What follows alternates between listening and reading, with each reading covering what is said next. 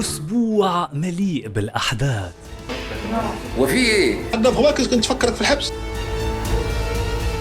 كاين المحكمة الإلهية. فلاش، آخر أخبار المشاهير الآن معي أنا فهد الهاشمي. والبداية من كوريا، فضجة كبيرة تلاحق الممثل كيم سو هيون بعدما ظهرت رسالة مكتوبة بخط يده من أيام خدمته العسكرية المجبرة، لأنها قد تكون الدليل الذي ينقذه من اتهامات علاقة غير شرعية مع الممثلة الراحلة كيم سايرون. وهذه الرسالة قد تعتبر برهان كذلك على أن النجم كان مرتبطا بشخص آخر خلال خدمته، ما ينفي تماما الادعاءات العلنية ضده. لكن والدتها أصدرت بيانا رسميا لرأي العام جددت فيه ادعاءاتها بأن ابنتها كانت تواعد الممثل عندما كانت لا تزال قاصر، وأن مذكرة كتبتها كيم سايرون في 28 من سبتمبر سنة 2017 قبل التحاق كيم سو هيون بالخدمة العسكرية، موضحة أن المذكرة تم استخراجها من خلال التحليل الجنائي الرقمي للأجهزة الإلكترونية الخاصة بالراحلة، وتم استرجاع كافة الأدلة ببياناتها الوصفية عبر الطب الشرعي دون أي تعديل. وزعمت الأم أن هذه العبارات تثبت أن الأشخاص الذين تربطهم علاقة عاطفية فقط هم من يقولون مثل ذلك الكلام، مصرة على أن المذكرة تؤكد أن كيم سايرون وكيم سو هيون كانا يتواعدان بالفعل قبل 28 من سبتمبر 2017، والتحقيقات لا زالت مستمرة.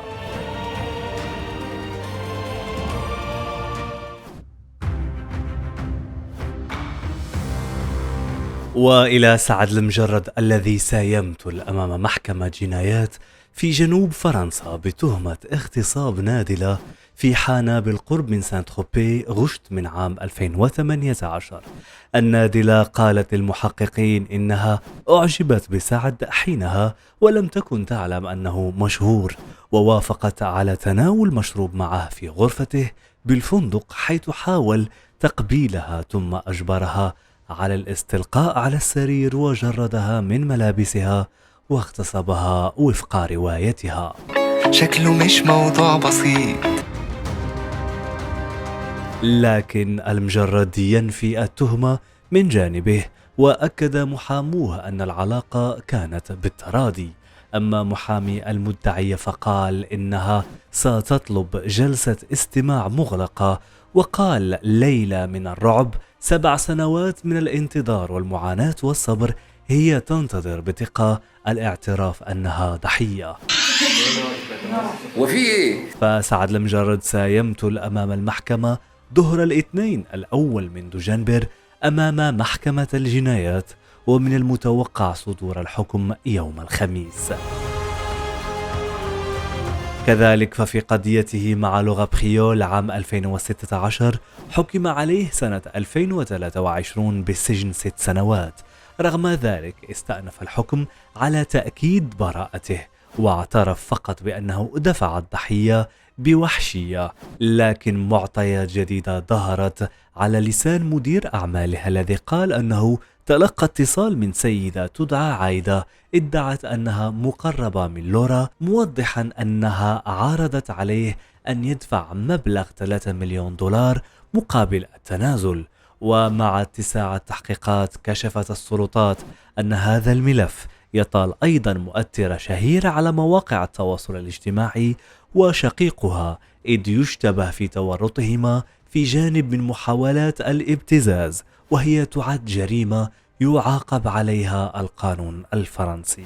وبين الابتزاز والتهم من هنا وهناك، ما الذي يحصل مع سعد المجرد؟ إلياس المالكي فاعل خير أم مفسد جيل؟ المرأة أول حاجة وأول بون تحت الصباط، الله عز وجل ونقص لك في الورث.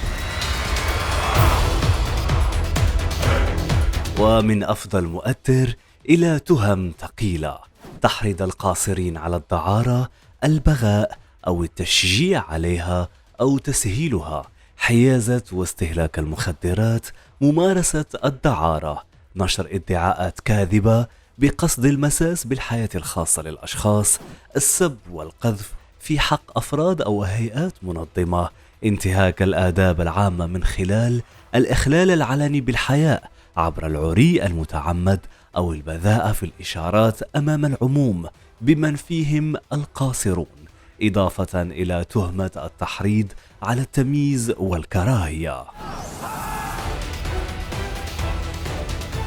حشيش سي سي جادور.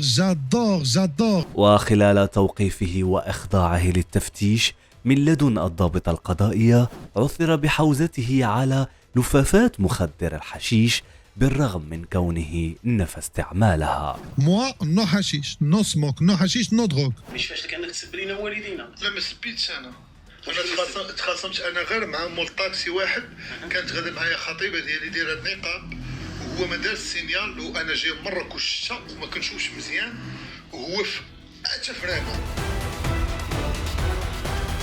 انا بغاك كنت نتفكرك في الحبس.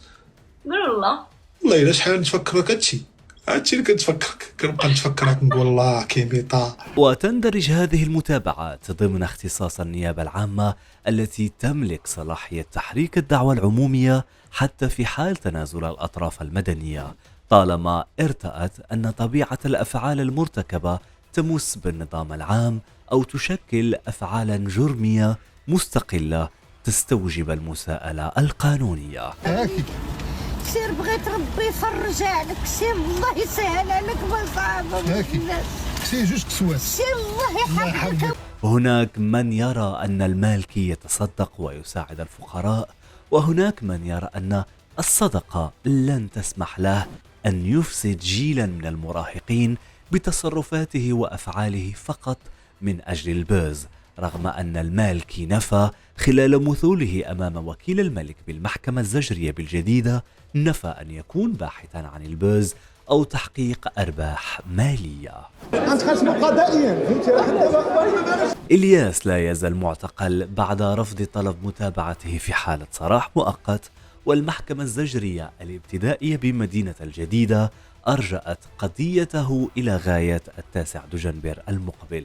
حنا داروا لنا التنازلات صحاب الطاكسيات، قال لنا غيدخل بهم غيخرج، حتى كنتصدموا ب 20 شيكايه حطتها واحد الجمعيه تاع الفساد والدعاره، داكشي هو ما كاينش، هادشي كامل كذوب. هذه ليست أول أزمات إلياس المالكي، ففي نوفمبر من سنة 2024 توبع في قضيتين أقامتهما ضده جمعيات من الحركة الأمازيغية وأخرى من الحركة النسائية، ورغم ذلك لم يتعلم الدرس. فهل يكفي أن يتصدق مؤثر على المحتاجين ليبرر كل ما يفعله على العلن، أم أن الخط الأحمر هو حماية المراهقين والمجتمع من محتوى يراه كثيرون خطير؟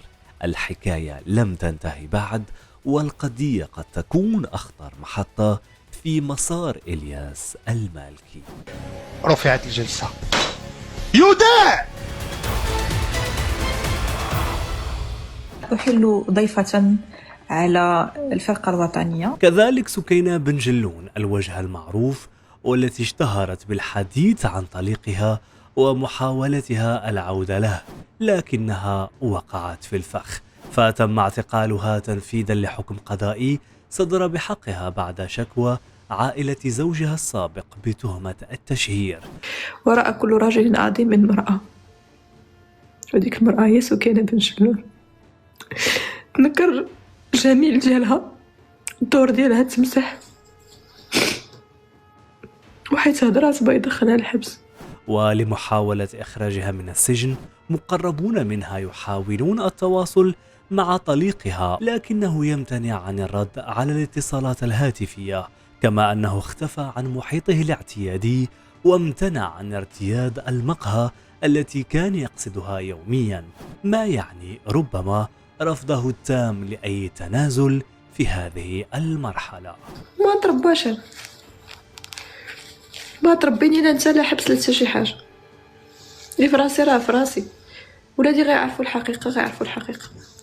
ما قلتش لهم انا غيقول تقولها لهم نتوما ومنك الله سبحانه وتعالى، حيت كاينه المحكمه الالهيه.